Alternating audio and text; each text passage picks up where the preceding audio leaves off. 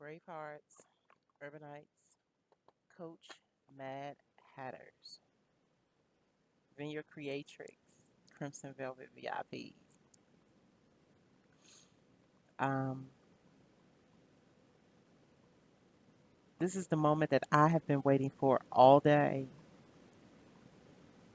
And I honestly didn't think I was going to get here. This segment, we are going to be talking about sacred sensuality, sacred sexuality, tantric. Um, I think I'm going to, oh, look at that. Um, Let me see if I can do this. So, um,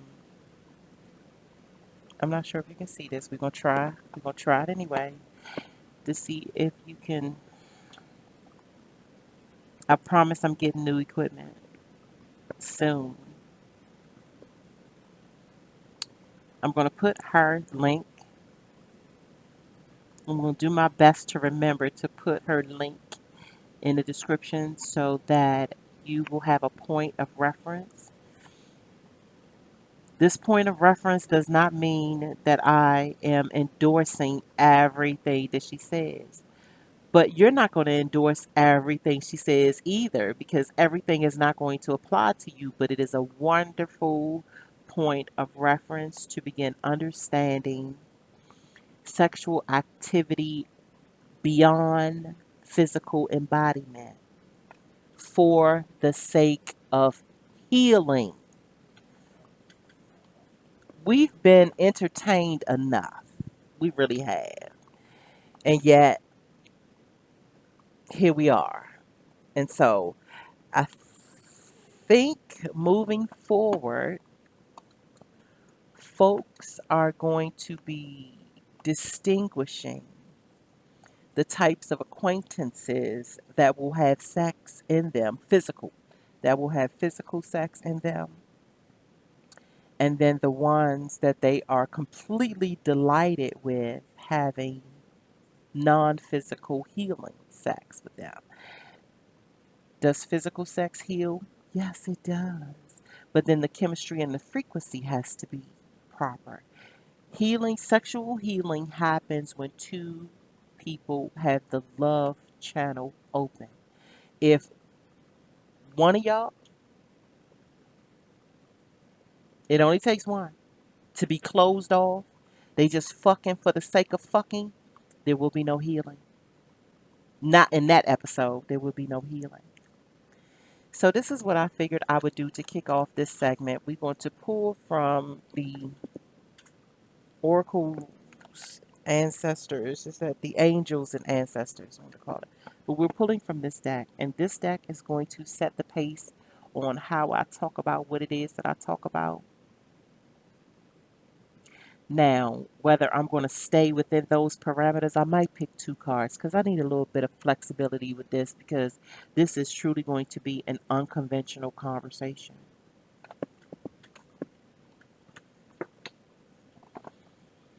I've only been privileged to have one. Oh, and two cards just popped out. Oh, the elder move beyond ancestral patterns and fire guardian, ignite your passions. Wow. I've been saying that this series of recordings have been magical. I asked the cards, I said, I need you to come through and speak to us. I need you to come through and speak to us. Okay, that's the parameters. And that's parameters I can work with. I can work with these parameters. So, elder, move beyond ancestral patterns, fire guardian, ignite your passions. I'm going to save, I'm not even going to look. I'm going to, where my rubber band at? I'm going to save what's on the bottom of the deck and we'll take a look at that before we get out of here. But this is good to work with. So,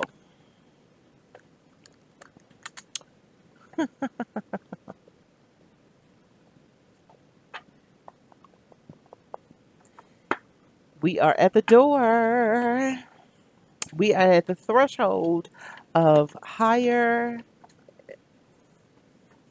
awareness and acknowledgement. Elder, move beyond ancestral patterns. Fire guardian, ignite your passions. Let's see. So we are going to get into moving beyond our ancestral patterns. Moving beyond our ancestral patterns. Igniting our passions. Moving beyond our ancestral patterns. So, right off the break, I am figuring that I am to speak about the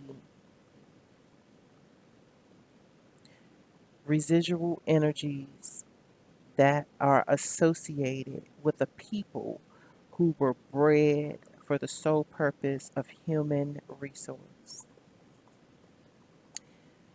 We have been conditioned to dwindle it down to HR, figuring that equals employment. When this society always tells you what's on its mind, and folks be feeling better when they are able to say it's hidden in plain sight. It's not hidden, it's in plain sight. And the Washington Post tell you all the time, if you don't get it, you don't get it. Like they are not hiding this shit. They've never hid it. It's our discovery zones and how we proceed in them and proceed outside of them is what determines us figuring that things are hidden in plain sight.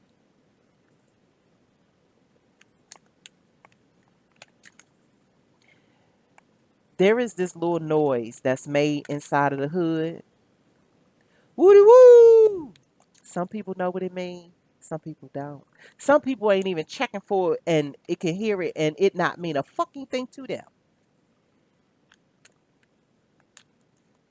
Those that would hear that and not know anything, not even know to not know to do what that is beckoning you to do, I ain't talking to you. I ain't talking to you. This gonna go completely over your head. I'm not talking to you. This right here is talking specifically to those that would know what to do with that information, hearing that sound. That's who I'm talking to. Um, those that have a lineage of being a society's human resource, breeded. Sex farms actually existed for my kinfolk to breed more humans. If you were not brought up in that motif, then there's a very special, specific aspect of life that you will never understand. Because there are a lot of situations and consequences and complexities and downright terror that comes along with being that kind of people. Some folks think that it was just about slavery. Some folks think that it was just about pulling the crops and cleaning the house and cooking and serving. That's what most folks think about when they think about chattel slavery. They do not ever think about the energy it took to be fucking with a gun pointed to you in sheer terror and being required to reproduce. They have no idea about having children without anesthesia, having children without a midwife, having children in a dirty, germ infested, sometimes in the barn with the animals. They don't know nothing about that life. They have no idea the generational epigenetics that are all twined in with that terror. They have no idea about that. So it's amazing that we will be having a segment talking about central sacred sexuality. And the first card out is move beyond your ancestral patterns.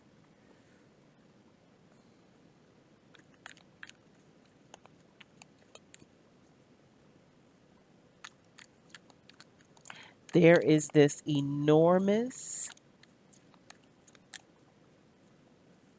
Rubicon of energy that dwells within the non physical spaces of my kinfolk that has yet to be reconciled around their sexuality because that's the only way that other humans can get here.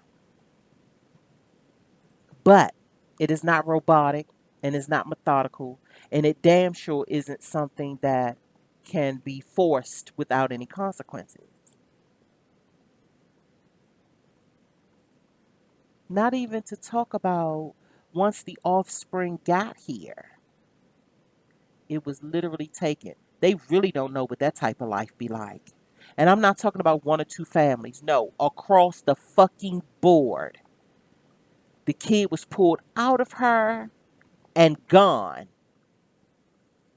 You want to talk about the uneasy ramifications of unreconciled postpartum? No, we don't want to talk about none of that. But it's all twined up in our sexuality. And yet, and still, things continue to be judged wrong, be missing the point, be missing the opportunities to heal. So, I have been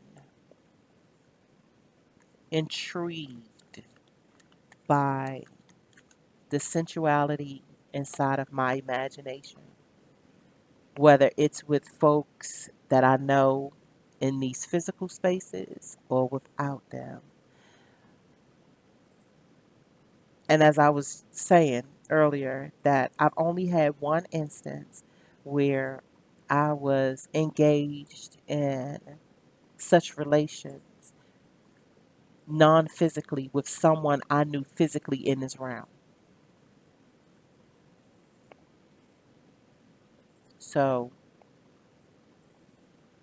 I will say that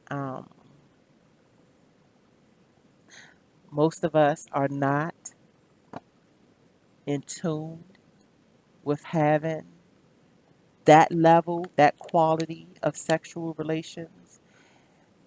And I'm not really talking about fantasy, but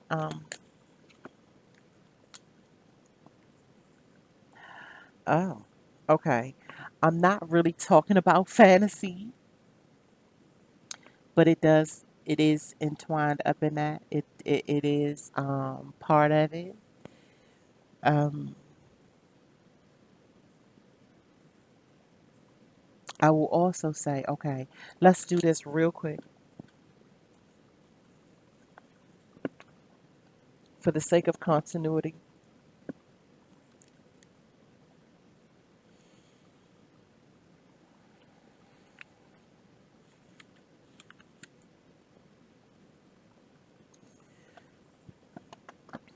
The Four Cups is a sign of introspection and reevaluation.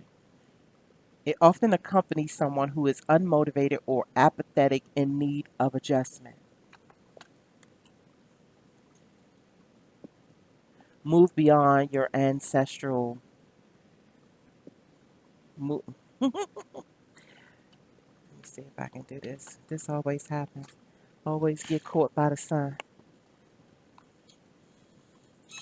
Let's see here.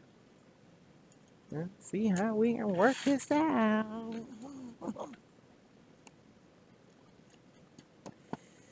So, introspection, move beyond your ancestral patterns.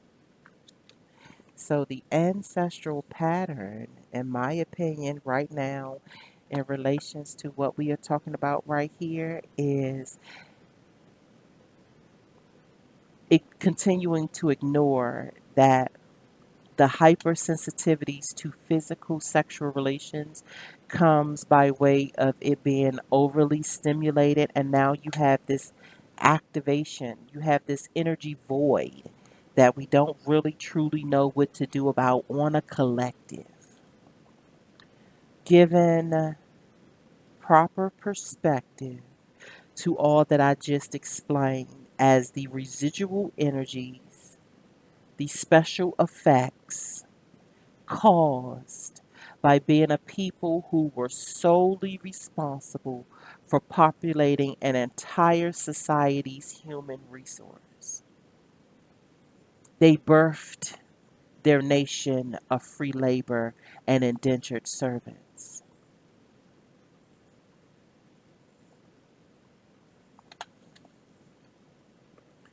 And in my opinion, everything that represents this card is the reason why.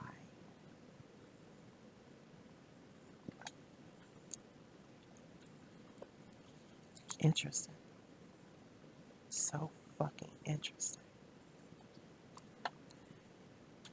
I'm going to hold them up both together because remember, we are in terms of introspection.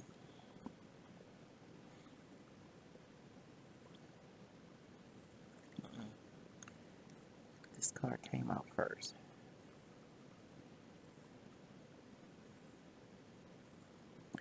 The Hierophant is the embodiment of ritual, tradition, and conformity.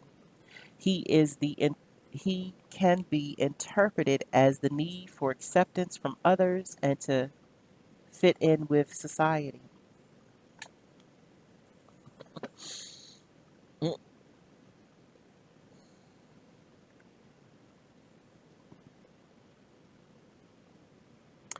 The Hierophant adhered no, the Hierophant suggests adherence to rules and principles, which could indicate being part of a group of people. Whether taking the role of mentor or regular group member, the established system of rules is comforting. Go figure. That's incredible.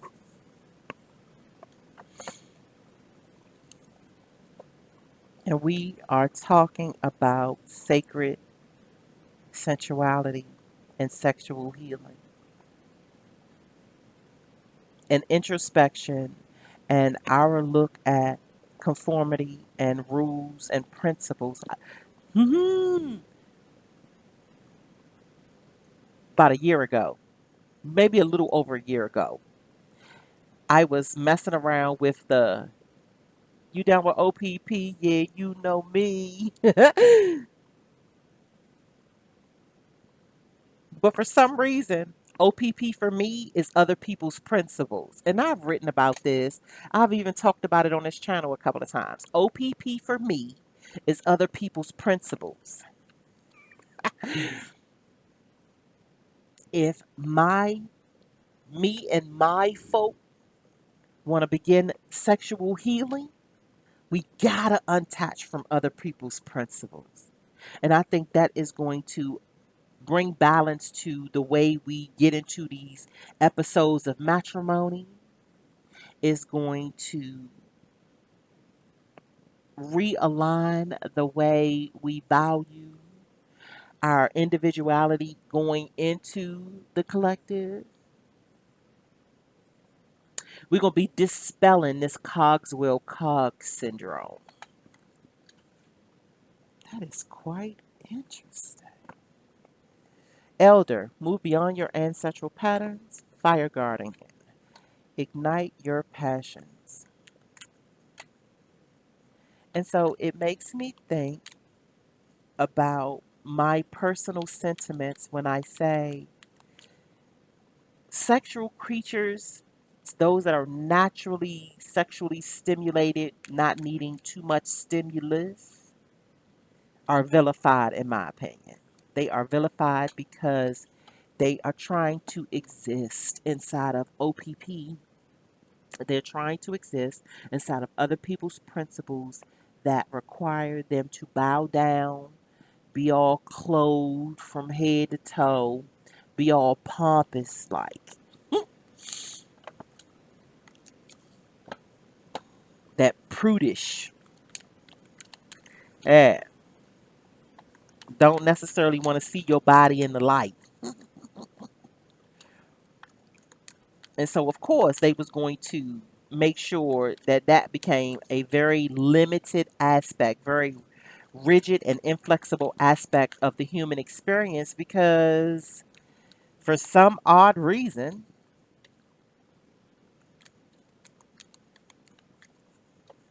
I suppose, you know what, and this is going to be real sassy, but I'm going to say it anyway. It makes me wonder that if you are one of the founding fathers that were in charge of these breeding farms and you see all these black bodies fucking all over the place, for one, you know goddamn well that somebody messed up with the sexual tools, the natural embodiment of sexual tools when it comes to all these black male bodies. And that doesn't mean that everybody's well endowed, but if you operated, if you CEO of a breeding farm, yeah, the slinging come through.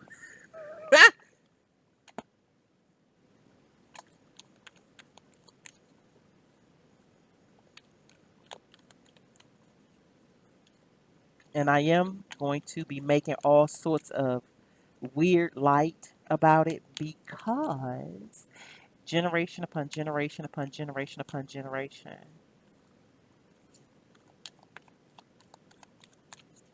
and the very folks with their ancestors that shoved that Bible in your hand, they had a gun in one hand and a Bible in the other.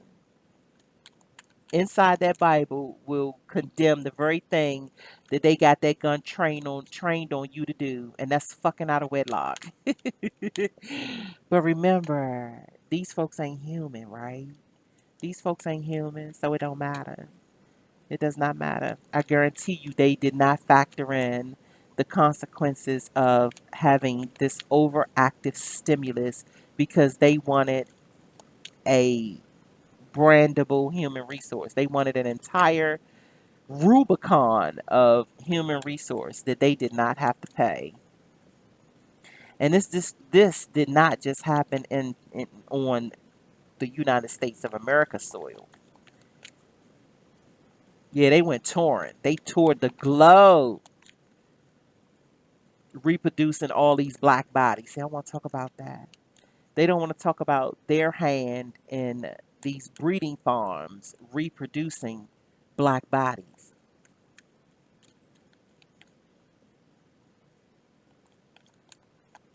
And we don't want to talk about the ailing sensations of now being a people that's dealing with the residual of this overactivity, this incredible stimulus to have to be fucking and producing all the time.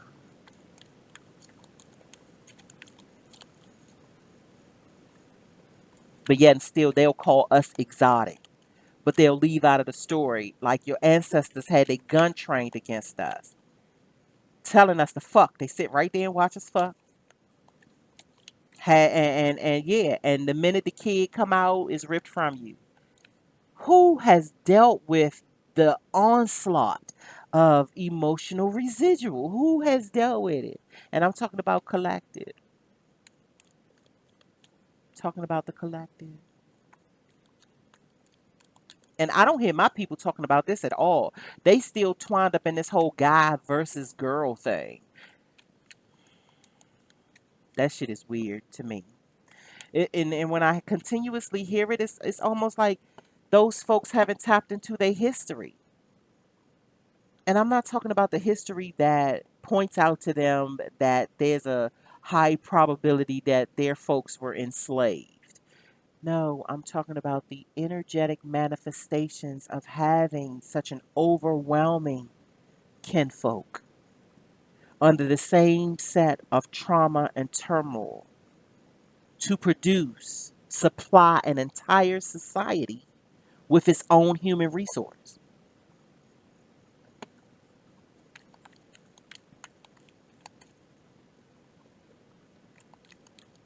And I know many folk will look at this and say, I thought we were going to be getting into sexual healing. When are we going to get to the good stuff? This is the good stuff.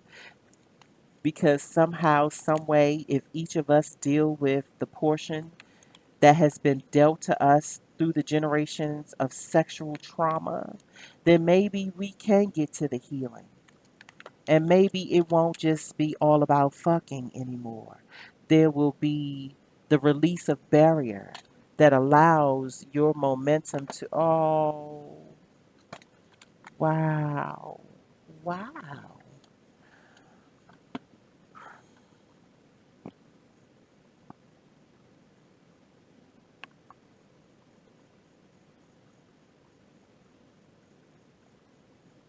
There will no longer be the barriers inside of your emotional frequency that for one will have your radar all off because because the human psyche craves or is even twined up in its soothing through sexual tendency, and that it won't be such a hardship when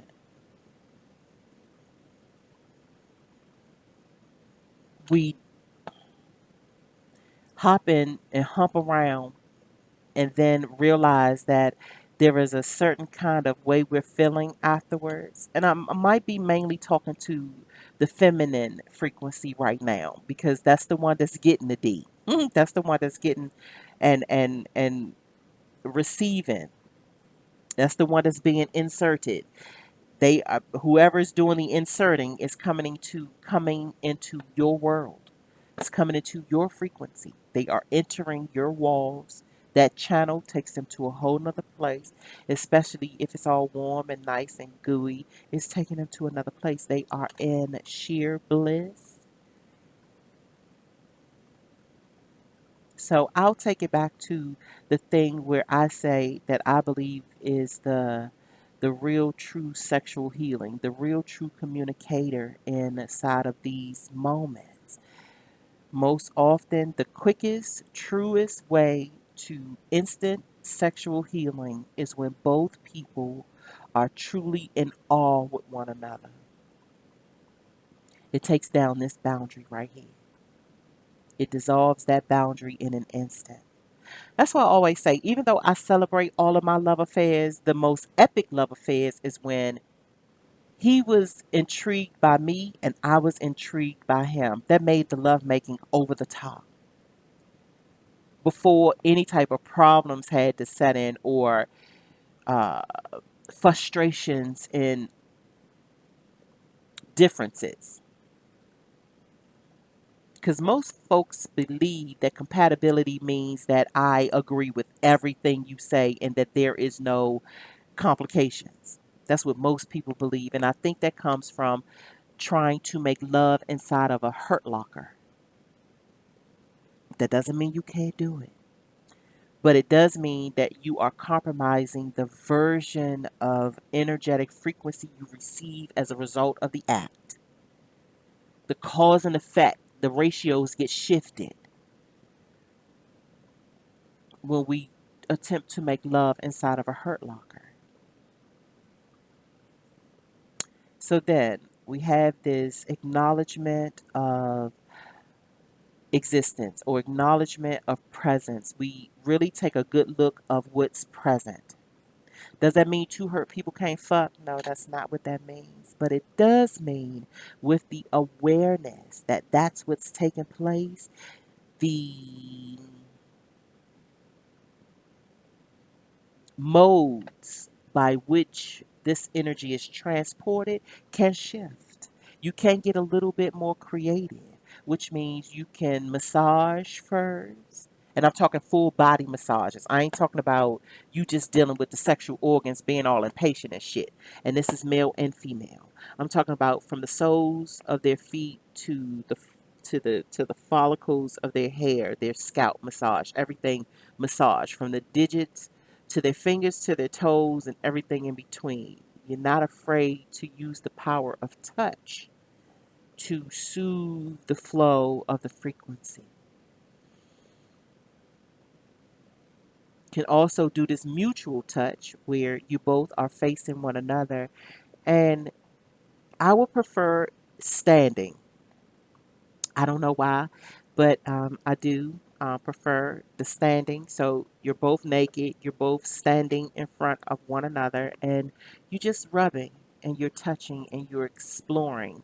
It could be eye contact or not eye contact. It all depends on how you feel in the moment and where your intuitive drive leads you.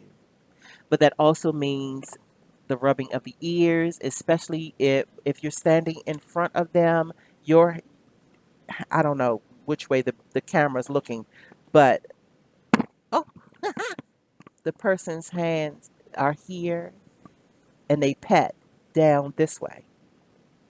So male, female, chest plate, around the breast, up under the breast. So there's a method to that motion. Um, that really is an aphrodisiac for me because most guys I deal with are taller than me. But the joke is everybody's taller than me. The interesting part about it is that this is also a part of getting to know someone because your instinctual person, your instinctual body is communicating with their instinctual body. And so that's where a new set of acknowledgments, awareness comes into play. Now, even though this is the Nine of Pentacles, let's read what the Nine of Pentacles is for the sake of continuity and clarity.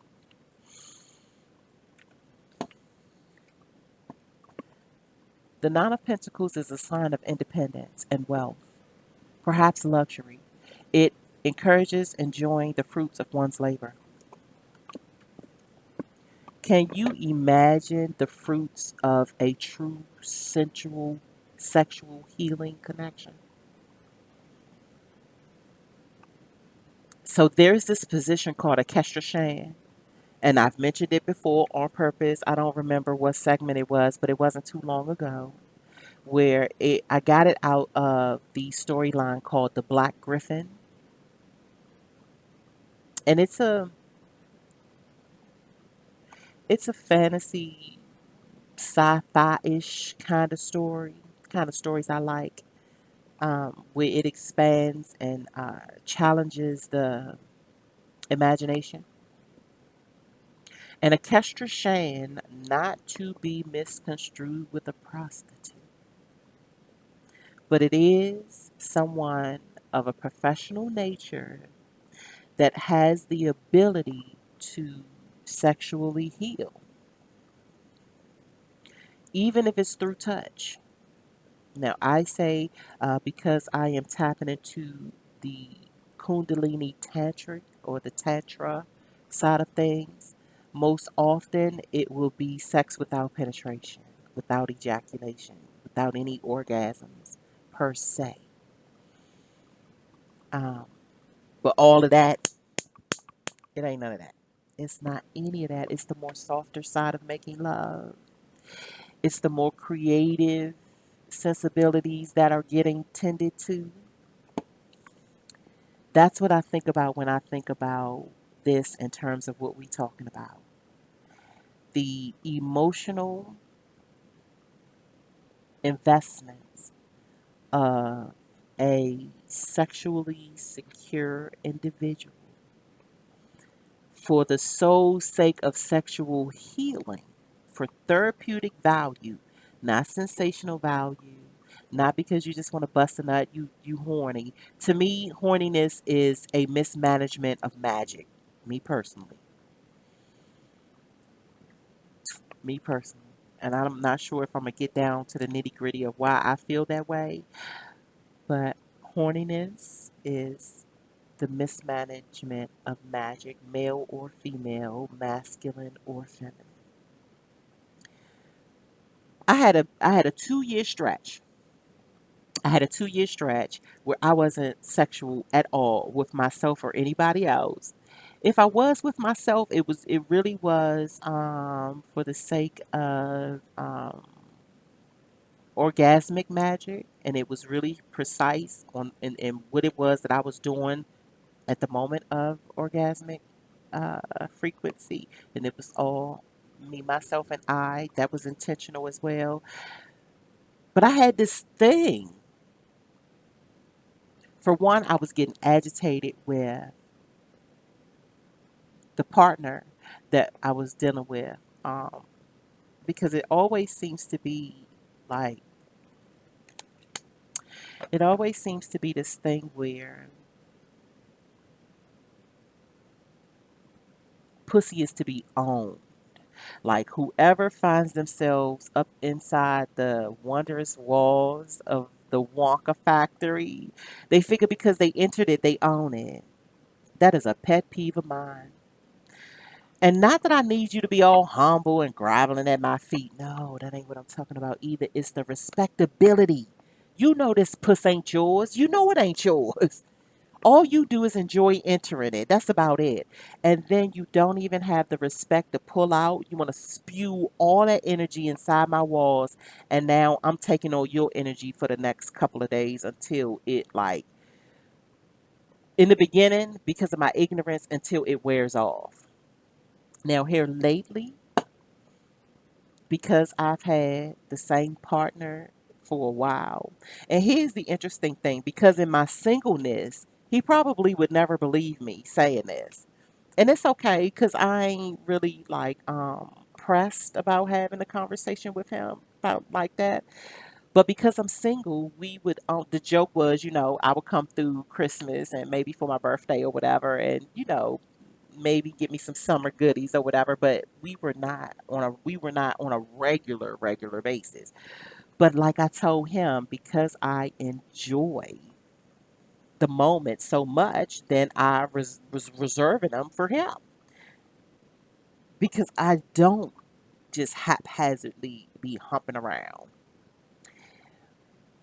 And it don't have a thing to do with my conventions. I don't want to spew my magic. My magic is used for other things. And one of the most bigger dams, the in my opinion, the biggest dam to release magical energy is through the sexual channels. Because orgasmic energy is potent and it's real. I mean, it is strong enough to create another human. Let's be real with this shit. And so when you fucking just for the sake of fucking, you are expending and expounding energy that does not necessarily need to be released. And there are all sorts of technical words and all that kind of stuff that will support my point. I don't have all of that. I'm giving it to you from my perspective. And usually it's raw enough because like Nas say, I'm gonna give it to you raw so you can feel it. Which is another reason why it's like, well, why you ain't have him wearing no condom? We've dealing with each other for 16 years. We was dealing with each other for six on and off now. There wasn't no official relationship. I like my singleness. I like the freedom to be able to do whatever the fuck I want to do whenever I fucking want to do it. So and most of mine came from I'm just not in the mood for folks to be calling and asking me where I'm at, what I'm doing, who I'm with. That shit agitates me. So I learned how to pace my sexual frequencies when I'm dealing with other people to situate it like treats. So if I'm having sex with somebody else these days, it's a treat. It's a celebration. Like I say, I don't fuck for the sake of fucking. It's too magical for me. So there was this 2 year stretch where I was not mixing and mingling with no other human body. And it was the most powerful 2 years I've ever witnessed in my 50 years on this earth. And I was still a very sexual creature. I was not plagued with horniness. I even had a few friends that would joke and try to clown me about, I hate to see the next one you'd be dealing with. You gonna break their back. And I just laugh and smile because in their ignorance, they figure like this buildup is gonna turn me into some horny hyena. I was learning how to transmute power. I was learning how to become initiated in this thing that I call sacred alchemy. I was learning how to be a conductor of energy. And when I found out that my sexual energy was more potent and powerful than any other energy I could conjure up, I started learning how to be a conductor of that symphony. And then that's when I came across one of my most favorite people. That's going to always be one of my most favorite people. And he wasn't afraid to go to some of these places. Now, did we figure like we should hook up and physically give it the business? Yes, we did. But for some reason, it never unfolded that way. And I still will be forever grateful for that acquaintance because it expanded my curiosity into realms that I had not been before. And it wasn't even hyperly sexual. It was I'm in tune with some of the things that I know you're into. So I'm going to send you this song because I know you listen to the music and the lyrics. And I know that you find certain clues and cues inside of songs. So I'm going to send you these songs. And I'm not going to send you just these regular songs. I'm going to send you these songs that come to find out you've never heard before. So not only are you vibing with the song, you are becoming acclimated and acquainted to some new creativity that you wasn't privy to before. That's an aphrodisiac for me. I know that you are into words. So I'm going to just randomly text you a word. And lo and behold, you're going to be excited about it because, for one, it's in another language. For two, I already know you're going to look it up.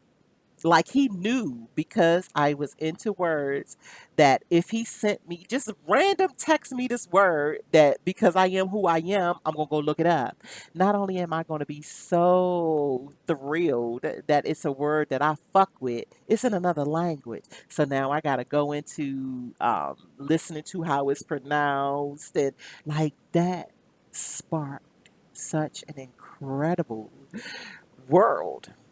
And believe it or not, this is not somebody I met online because I know everybody think that that's what everybody's into. Oh, she met him online. Woo woo woo. No, I did not. I met him through the proper channels that I always endorse in mutual spaces. Cause see, when I'm telling you, we, me, all of us, I got the history and the receipts to prove it. When you fuck around with these strangers out here, keep on letting motherfuckers walk up on you, tell you got a fat ass, and then in 2 or 3 days y'all fucking, and you got all this fucking energy that you now have to do something with, and then he gonna call you all crazy because you want to hear from him 2 3 days later, like, well, I ain't heard from you, and we don't even tap into extending it that far to say, why do I feel some kind of way every time I be with this? You know what I was about to call him? Why is it that I have this concentrated thought pattern of this person? And it's always heavily concentrated right after we finish, all the way up to 2 or 3 days later. And then by, I want to say, by the third or the fourth day, get back into the regular rhythm where he ain't on my mind all the fucking time, all the way up until we meet again, where it pitters out according to how long we are away from one another. And when that hit me, and it hit me in meditation. It hit me in meditation where it's like when I stay away from him long enough, I may think of him every now and again, see, because something will come up in my mind, be like, okay, check on him, see how he doing, whatever, whatever. But he's not consecutive to, he's not in heavy rotation. And that's no shade to him, but it meant everything to me. And I started taking attention to that pattern. Like, why in the world does it feel like the very next day it's almost like I can't get enough of him. I want him to call my phone. I need him to check on me. I need him to somehow act like we are this inseparable couple. When I know for a fact that we're not, because when we are not in sexual union, he's not so much in heavy rotation. So that right there proved to me that his semen had a lot of potent power in it that I was neglecting to give it its just due. There was him still in me, viable part of his biology in my just sitting in my canal. And that's when I began to think about, like, it's kind of disrespectful for you to be squirting all in me like this, and then this shit gotta wear off. But many women do not look at do not look at sex rendering that type of potency.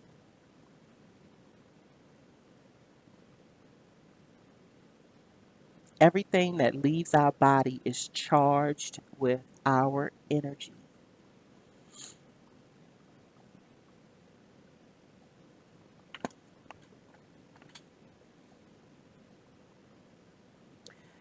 So it makes a lot of sense why many single women, or, well, no, I'm gonna say women. I don't know if it happens for men. Um, yes, I do. My best friend was telling me about this. He was like, "Yeah, T, it happened to men too." Yes, that's right. We did have this conversation. That's right. So then it's universal. It's universal with how we be so easily dismissing the frequencies that are tangled up in unnecessary sex.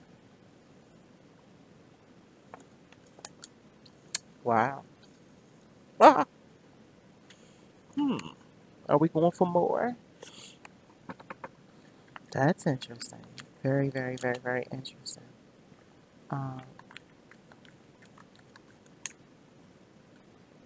and by the way, let me just say, my best friend is not that type.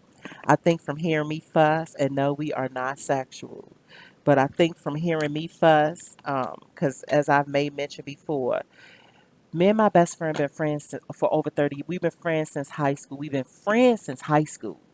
I think we started being best friends in 2002. Um, and so being part of the same neighborhood, going to the same high school, having tons of mutual friends in common, I think we've touched on just about everything there is to be touched upon. There have been times in our ebbs and flows of growing pains and just doing whatever it is we do as adults that we've logged in 7, 8, 9 hour conversations without interruption. I mean, literally, the phone log says 7 hours. But usually that comes from that. When that happens, it's usually because we haven't like talked to each other in a couple of months or whatever. Um, so we've talked about a lot. Um, and I tell him all the time, I'm grateful for his perspective. I'm grateful for him keeping it real with me, because one thing that feels like an injustice is the lack of a person you get once y'all start fucking. Like, it almost seems like a person figures like they can't show up as themselves, and rightfully so, because once you get the fucking, there's a whole bunch of other judgments and expectations that comes along with that frequency. But I think that has a lot to do with the way we've been handling it, the way we perceive it, our ignorances around it. Like, sometimes we will use sex as a weapon. Sometimes we are irresponsible with it. Sometimes it's so haphazard that it's almost like jumping into a river of piranha and you don't even know it's fucking piranhas in it until you fucking jump in it.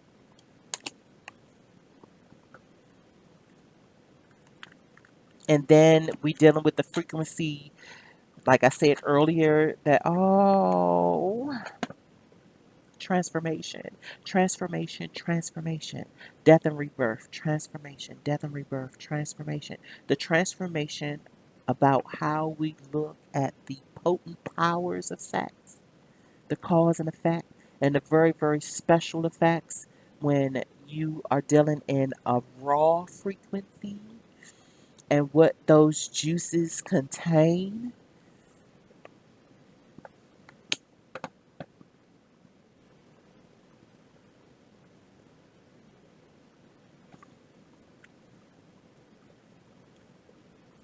And something inside of my mind is wondering if the conversation is going to shift to the pleasurable part.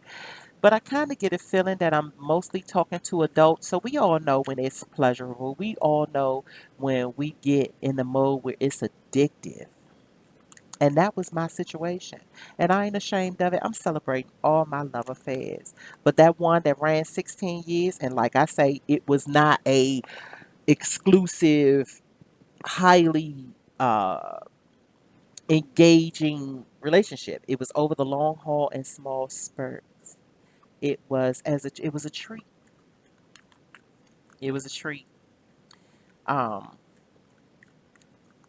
and so yeah, I approach sex differently. I have now been, in my opinion, getting groomed. Oh, okay.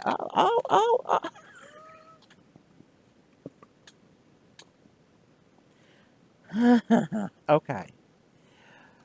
All right. That was weird. Okay. Okay. Let me take my time because that doesn't happen too often either, where the cars just go spewing out all over the place. Strength and the Knight of Cups. The Strength and the Knight of Cups. The Strength and the Knight of Cups. I haven't even looked at those other cards yet.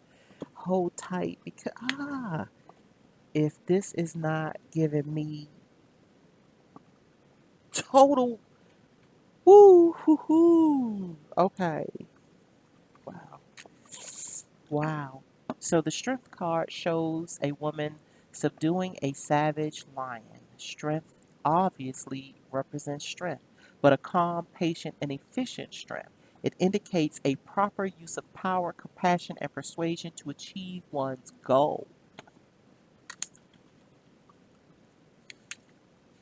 And for the wow factor, like just for the wow, for the reason that we are here.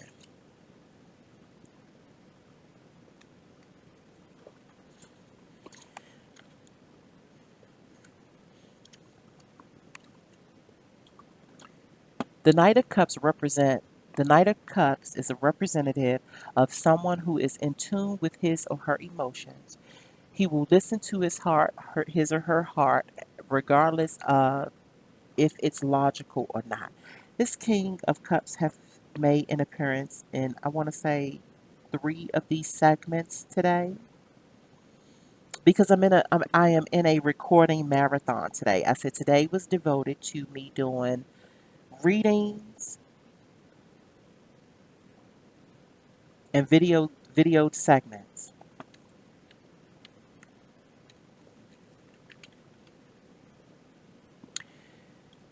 It takes a lot of strength for one to acknowledge one's emotionality inside of its physical world, to be emotionally independent, to be emotionally good, to not um, be condemned by whatever it is that your emotionality requires you in order to uphold it. But yet and still, it's there.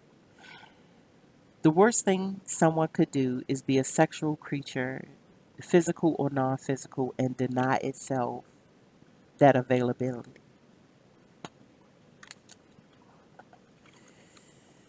Oh, okay. Fuck. Okay. I'm not sure how to read this. No, hold on, just transposing it. This is the way that it came out, which makes me say I'm not really sure how to read this, but okay, so we have the Six of Cups, we have the Six of Cups, the Five of Pentacles, the Seven of Wands, the Four of Wands. That's the seven, yeah, the Seven of Wands, the Four of Wands. Um,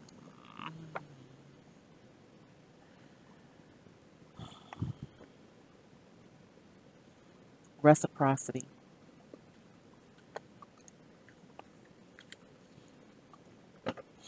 So you know that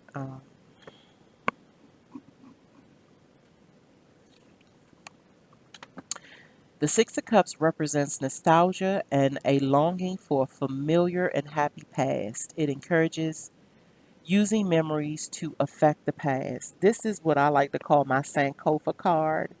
It makes me think about the reciprocity between past and present, which always sets um, the decent fundamentals for the future.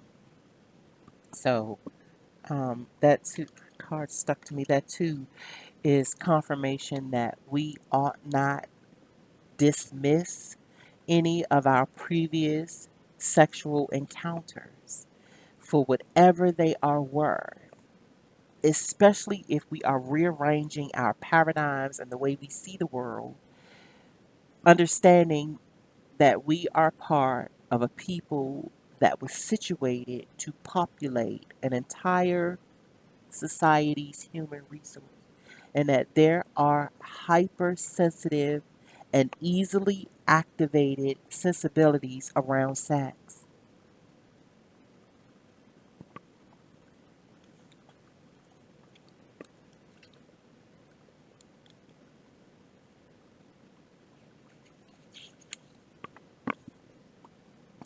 The Five of Pentacles is symbolic of financial hardship and feeling isolated. Although it is traumatic, it is only temporary. This is the part where I said I'm not sure how to read this. I'm not exactly sure which way this should go. Um,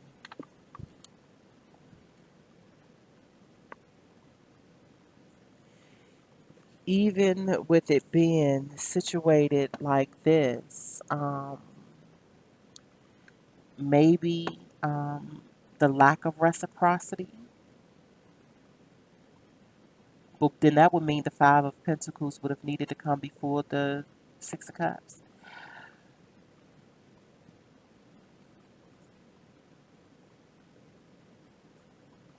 Or defending inside of sexual healing. Maybe that's what it is. So inside of we're speaking in terms of sexual healing and the energies that we may need to begin looking at to hopefully reverse this curse. Maybe having sexual intercourse or having sexual relations for the sake of reciprocity, doing away with the whole um,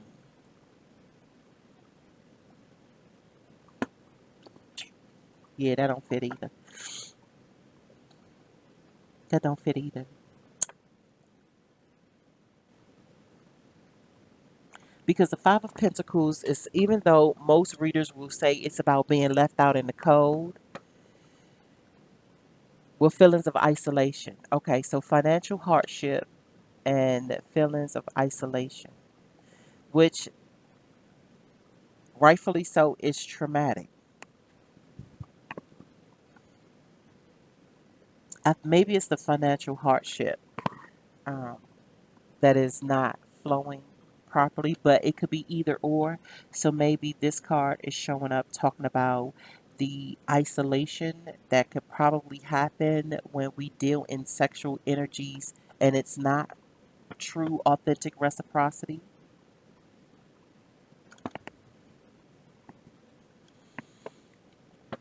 Interesting.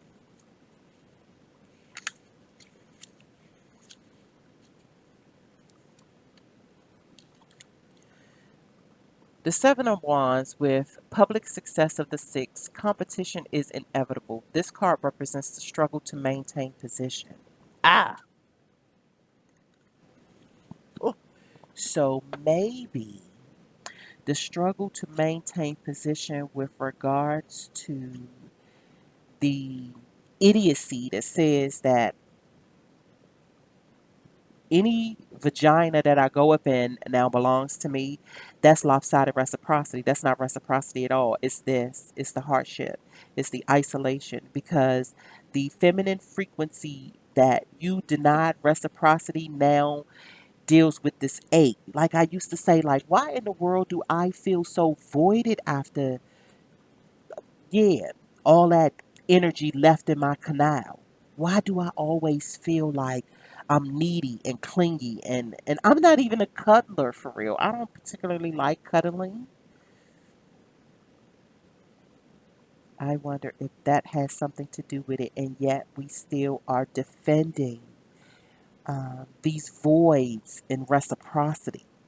We are making excuses versus go on a sabbatical, not having any more physical sexual relations until I can deal with this, until I can better understand what it is that I'm defending.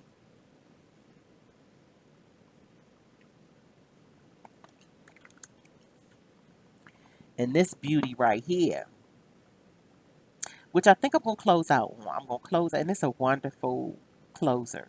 The Four of Wands is a wonderful closer. And most of the time most often I take the time to read from the book so that it doesn't get muddled with my interpretation and the fundamentals of the card. I'm such a fundamentalist. I like sturdy foundations.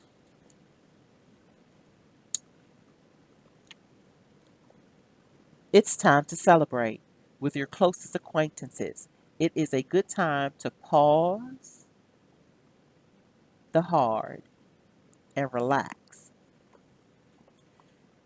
Pun intended. I didn't even, yeah. And I've read from this card a couple times, but right now in this context, relax the hard. Relax the hard. Okay? We are talking about soft relations, which is also as just as effective. And even if you do find yourself inside of an energy that make things perk up and want to be penetrated, don't for the sake of evolution and humanity, do not have a hard on and don't do nothing with it. That is so not, I'm not talking about those torturous events. Not unless you into that type of stuff. Not unless you are learning to be a conductor of your energy. And I can't even speak on semen retention. Maybe I'll find me a dude that's willing to come on and do a Zoom or something, and we'll talk about those intimate realms of semen retention because I don't get it.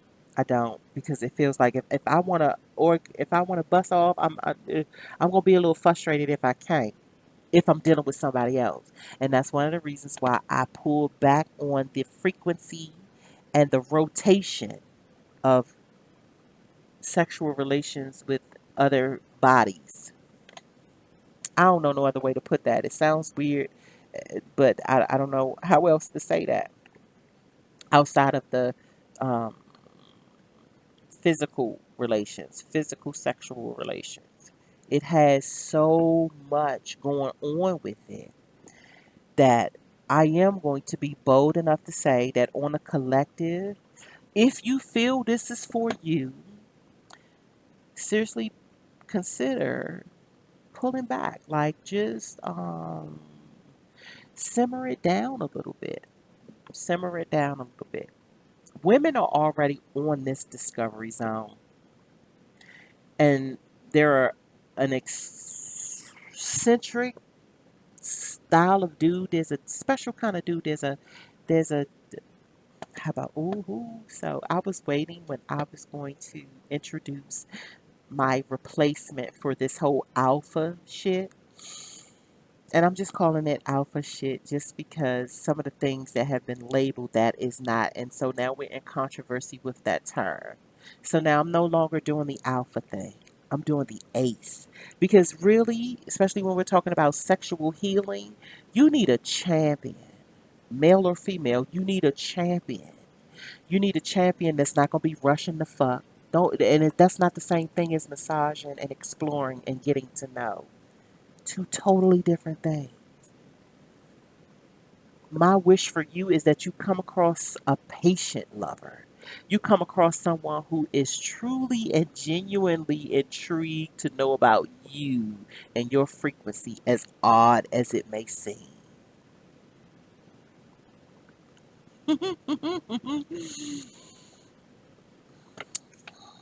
It is time to celebrate with your closest acquaintances. It is a good time to pause the hard and relax. What about the one that you can go to Luray Caverns with and it won't be a whole bunch of sexual tension in the air? That doesn't mean you can't be affectionate and rub and pat and massage. That does that. All of that's on the board. All of that is part of the healing process. But someone who's concerned with your healing, someone who is not delusional, think that because you well dressed that you don't have no fucking baggage. If you are part of the people that were bred all for the sake of a society's full human resources, then you got to know you dealing with somebody that even if it looks like they got their shit together, it's things that could be lying dormant and it needs to be stroked and massaged and healed. That frequency needs to start to flow, and the quickest way and the most efficient way to get energy to flow through the body is through the touch. You can touch yourself. That works too. You literally can have a moment and like if I get a headache, this is where my hands are because I know I have power in my hands. What you think Reiki healing is? But when you have somebody who honestly is in tune with you, they fuck with you, they care about your healing, their touch is going to be a lot more potent, especially if it's somebody you are romantically involved with.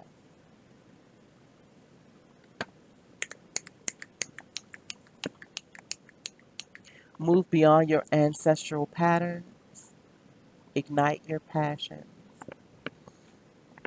This was good. This was really, really good. Okay, until next time, which will be in a couple of minutes. Oh, I wish you well.